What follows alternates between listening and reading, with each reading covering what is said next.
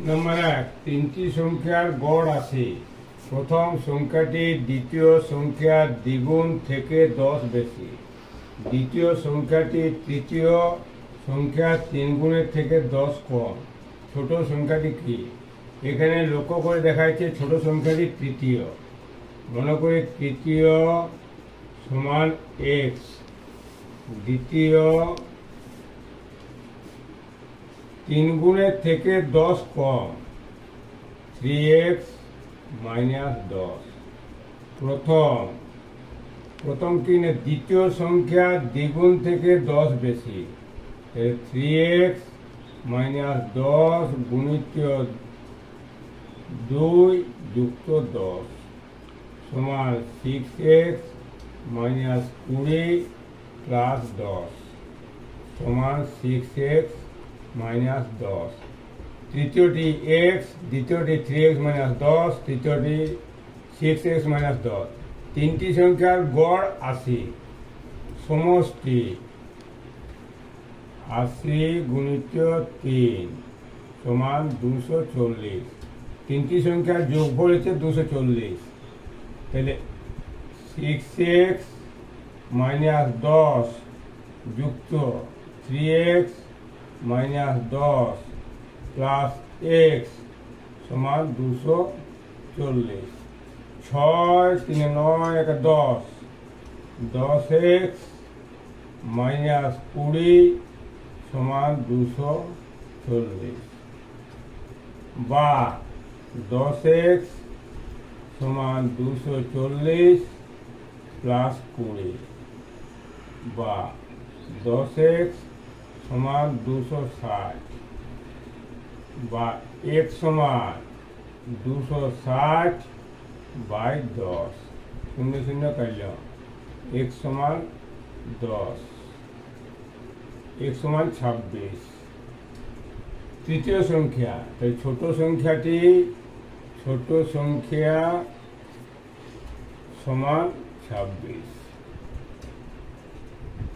Number 2, এক চা বিক্রেতা 250 টাকা পার কেজি দরের এ চা এবং 150 টাকা পার কেজি বি চায়ের সঙ্গে 2:5 অনুপাতে মেশালেন। মিশ্রিত চা 200 টাকা পার কেজি দরে বিক্রি করলে তার শতকরা লাভ কত? ক্রয় মূল্য, মিশ্রিত চায়ের ক্রয় মূল্য।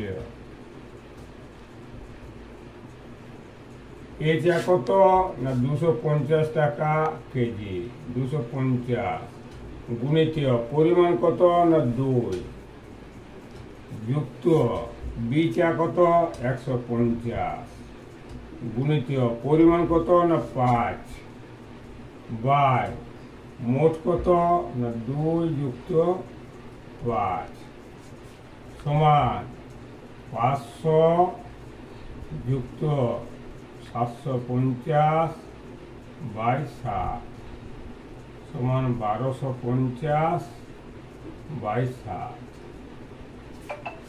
মিশ্রিত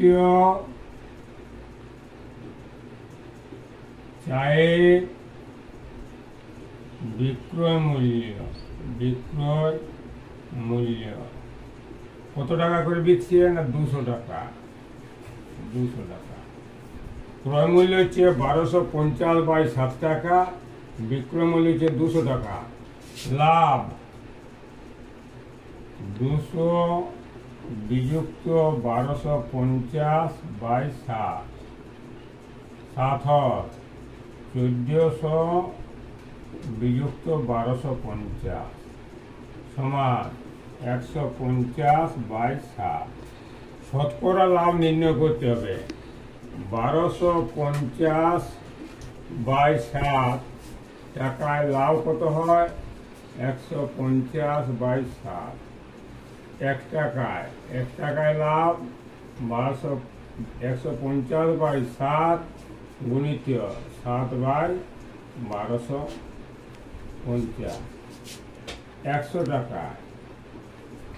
150/7 গুণিত 7/1250 গুণিত 100 0 0 7 7 25 5 105 25 4 100 5 3 15 সমান 12। তার শতকরা লাভ কত না 12%। নাম্বার 3, একটি হল ঘরের দৈর্ঘ্য প্রস্থ অপেক্ষা 5 মিটার বেশি। হল ঘরের ক্ষেত্রফল 84 মিটার স্কোয়ার হলে হল ঘরের দৈর্ঘ্য প্রস্থ কত না দৈর্ঘ্য বিযুক্ত প্রস্থ সমান হচ্ছে 5 আর দৈর্ঘ্য গুণিত প্রস্থ সমান হচ্ছে 84। এরপর আমাদের লক্ষ্য করতে হবে যে গুণ করলে 84 হবে এবং বিয়োগ করলে 5 হবে। কোন কোন সংখ্যা? আমরা 84 উৎপাদক করে নেব। 42 21 3 7 এই তিনটায় গুণ করলে হচ্ছে 12 আর 7। 84 সমান 12 গুণিত 7। 12 আর 7 গুণ করলে হচ্ছে 84 আর 12 আর 7 বিয়োগ করলে হচ্ছে 5। এতে দৈর্ঘ্য কত? দৈর্ঘ্য সমান 12 মিটার, প্রস্থ সমান 7 মিটার।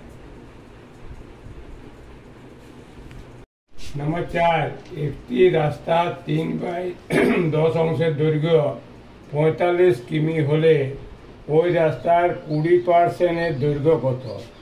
3/10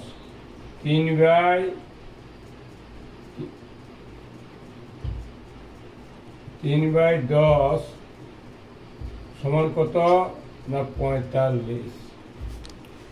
1 সমান এই যে ভগ্নাংশ থেকে 1 হলে এই ধারে ভগ্নাংশটি উল্টে যাবে। 10/3 3 5 45 সমান 150। রাস্তাটির দৈর্ঘ্য কত? 150। ওই রাস্তার 20% এর দৈর্ঘ্য। রাস্তার 20% এর দৈর্ঘ্য সমান 150 গুণিত 20/100 20 100 5 5 30 সমান 30। 20% দৈর্ঘ্য কত না 30 কিমি। নাম্বার 5, গম ও ধানের বাজার দরের অনুপাত 2:3 এবং একটি পরিবারের গম ও ধানের ব্যবহারের অনুপাত 5:4 হলে ওই পরিবারের গম ও ধানের খরচের অনুপাত কত? খরচ সমান কি না খরচ সমান বাজার দর গুণিত ব্যবহার। বাজার দর গুণিত ব্যবহার। ধান গম ধান খরচের অনুপাত। গম ও ধানের খরচের অনুপাত সমান গমের বাজার দর কত? 2 গুণিত গমের খরচ কত না 5 ধানের বাজার দর কত না 3 গুণিত ধান বাবদ খরচ কত না 4 সমান 10 × 12 সমান 5:6। নাম্বার 6, কোন স্থানে 5 মিনিট অন্তর কামান দাগা হচ্ছিল এবং সেই দিকে একটি ট্রেন অগ্রসর হচ্ছিল। ওই ট্রেনের কোনো যাত্রী 4 মিনিট 49 সেকেন্ড অন্তর পরপর শব্দ শুনতে পায়। শব্দের গতিবেগ সেকেন্ডে 1156 ফুট হলে ট্রেনের গতিবেগ সেকেন্ডে কত? সময়ের পার্থক্য কত? সময়ের পার্থক্য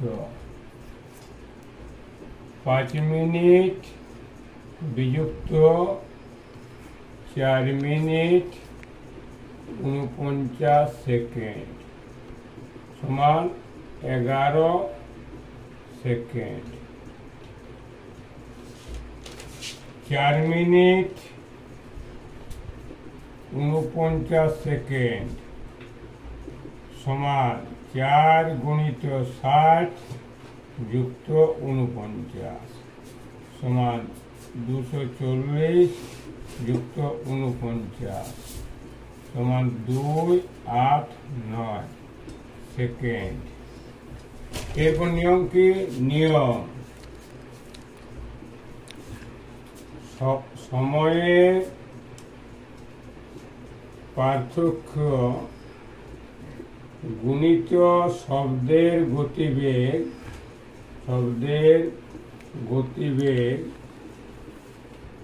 বাই যে সময়ে শব্দ শুনতে পাওয়া যায়।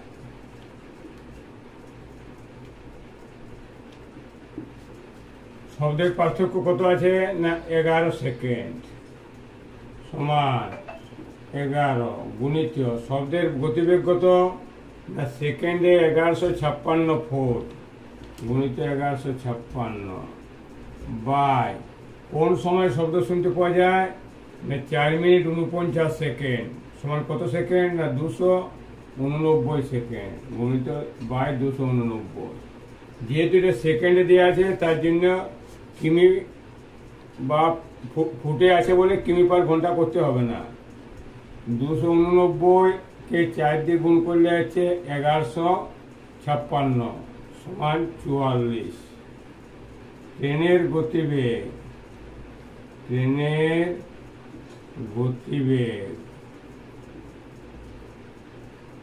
44 ফুট পার সেকেন্ড।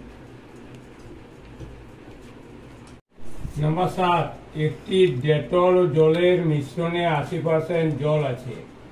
60 লিটার এই মিশ্রণে কতটা ডেটল মেশালে সেই মিশ্রণে 75% জল থাকবে?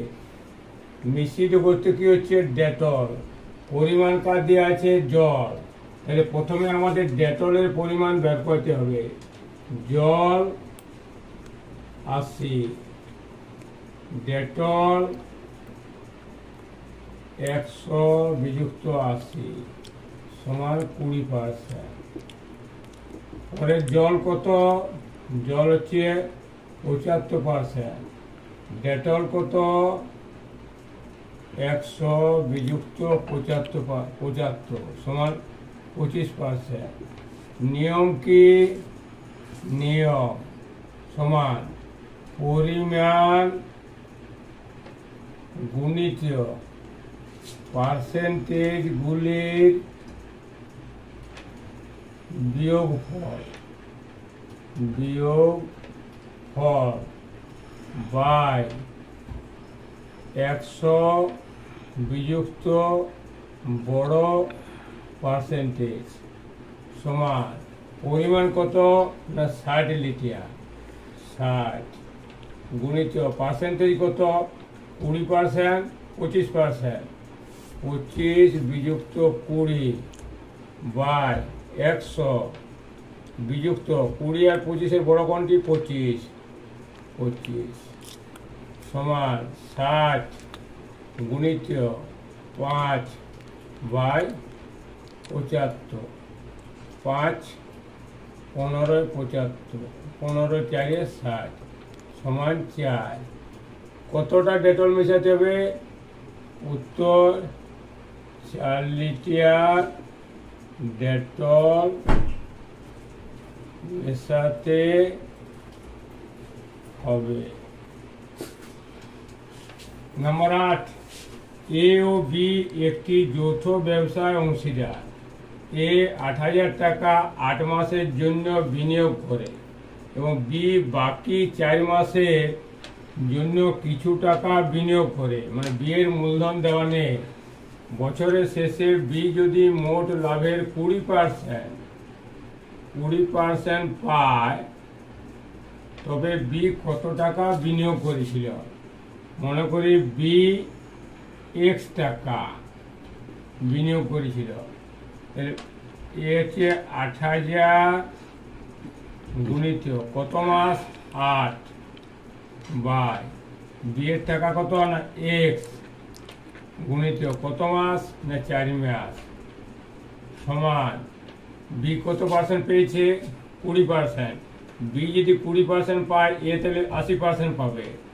80% বাই 20% সমান 8,000 গুণিত 8 বাই x গুণিত 4 সমান 80 বাই 20। 4 1 4 সমান হচ্ছে 4 বাই 1, কোনাকুনি গুণ 4 4 16, 16x সমান 8,000 গুণিত 8। x সমান 8,000 গুণিত 8 বাই 16, আর দুগুণে 16, 2 সমান 4, 4,000।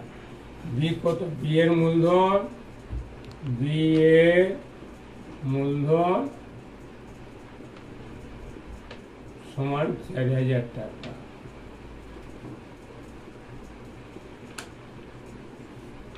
নম্বর 9, 4% সরল সুদে একটি নির্দিষ্ট সময়ে আসল ও সুদের অনুপাত 5:2 হলে তবে আসলের টাকা কত সময়ের জন্য বিনিয়োগ করা হয়েছিল? আসল কত না আসল সমান 5, সুদ সমান 2, সুদের হার সমান হচ্ছে 4%। সময় সমান মোট সুদ গুণিত 100 বাই আসল গুণিত সুদের হার সমান মোট সুদ কত না 2 গুণিত 100 বাই আসল কত না 5 গুণিত সুদের হার কত না 4, 5 20 4 5 20 সমান 10। সময় সমান কত না সময় সমান 10 বছর। নম্বর 10, একটি বাক্সে 1 টাকা 50 পয়সা 25 পয়সা মিলিয়ে 570টি মুদ্রা আছে। তাদের মূল্যের অনুপাত 5:3:2। বাক্সে 50 পয়সা মুদ্রার সংখ্যা কত? কিসের অনুপাত দেওয়া আছে? মূল্যের অনুপাত। উত্তর কি খুঁজেছেন? সংখ্যা। তাহলে মূল্যের অনুপাত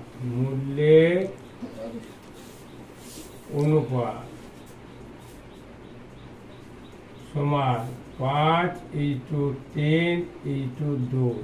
এই মূল্যের অনুপাতকে সংখ্যার অনুপাতে পরিণত করতে হবে। কিভাবে করব না সংখ্যার অনুপাত প্রথমে 5 আছে 1 টাকা, 1 টাকার মূল্য 5 1 দিয়ে গুণ করতে হবে।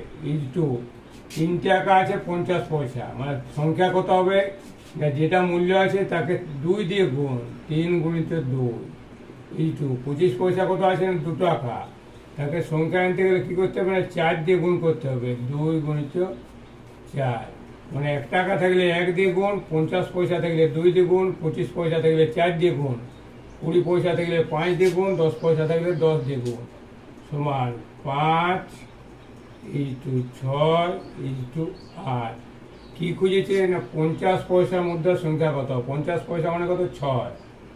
50 পয়সা মুদ্রার সংখ্যা মোট কত না 570 গুণিত 6/5 11 11 আর 8 19 19 3 57 30 সমান 180 কি? 11 নম্বর, একটি দ্রব্যের ধার্য মূল্য 400 টাকা, 25% ছাড় দিয়ে দ্রব্যটিতে 50% লাভ হয়। ছাড় না দিলে তার শতকরা কত লাভ হবে? আমরা কিভাবে করছি না 50% লাভ আর 25% ছাড়। 25% ছাড় মানে কত? 75 × 50% লাভ মানে 150। 100 বিযুক্ত 25 × 100 যুক্ত 50 সমান 75 × 150 সমান 75 কে 75, 75 দুগুণে 150। তাহলে এটা হচ্ছে ক্রয় মূল্য হচ্ছে 2, ধার্য ক্রয় মূল্য 1, ধার্য মূল্য 2। কি দেওয়া আছে না ধার্য মূল্য দেওয়া আছে 2 এ 400, একে কত না 400/2 সমান 200। দ্রব্যটির ক্রয় মূল্য সমান 200 টাকা সমান 200 টাকা। বলছে ছাড় না দিলে মানে 400 টাকায় যদি বিক্রি করা হয় তখন কি লাভ হবে? ছাড় না দিলে লাভ, ছাড় না দিলে লাভ কত লাভ হবে না 400 বিযুক্ত 200 সমান 200 টাকা। শতকরা 200 টাকায় লাভ 200 টাকা, একে 200/200 আর 100 200/200 গুণিত 100, 200 কেটে দিলাম সমান 100%। ছাড় না দিলে তার শতকরা কত লাভ হবে না 100%। নম্বর 12, চক্রবৃদ্ধি সুদে কিছু পরিমাণ অর্থ 1 বছরে 5,500 টাকা এবং 3 বছরে 6,655 টাকা হলে সুদের হার কত, আসল কত? এই ধরনের অঙ্ক আমরা কিভাবে করছি না 5,500 × 6 6 5 5 সমান 1 1 0 0 5 দিয়ে কাটছি, 5 13 65, 5 13 65 1 11 দিয়ে কাটছি, 100 × 121। এই 1 বছর আর 3 বছর পার্থক্য কত না 2। এই যদি বছর দুটির পার্থক্য 2 থাকে পরে এটিকে বর্গমূল করতে হবে, √100 × √121 সমান 10 × 11। প্রথমে কি খুঁজেছে সুদের হার, সুদের হার 1/10 গুণিত 100 0 0 সমান 10%। সুদের হার কত না 10%। দ্বিতীয় কি খুঁজেছে আসল কত, মানে 1 বছরে সুদে আসল হয়েছে 550 টাকা, আসল সমান 5,500 গুণিত 100/110 0 0 11 5 55 500 সমান 5,000। আসলের পরিমাণ